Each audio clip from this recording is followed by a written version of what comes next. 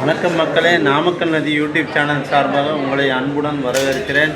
மிகச் சிறப்பாக குன்னூரில் கேடிஎம் ஷோரூம் ஓப்பன் பண்ணியிருக்காங்க. ரொம்ப மகிழ்ச்சி, ரொம்ப சிறப்பாக இந்த இடத்துல வந்து ஓப்பன் பண்ணியிருக்காங்க. ரொம்ப மகிழ்ச்சி. ஷோரூம் வளர்ச்சி அடைய மிகப்பெரிய வாழ்த்துக்கள்.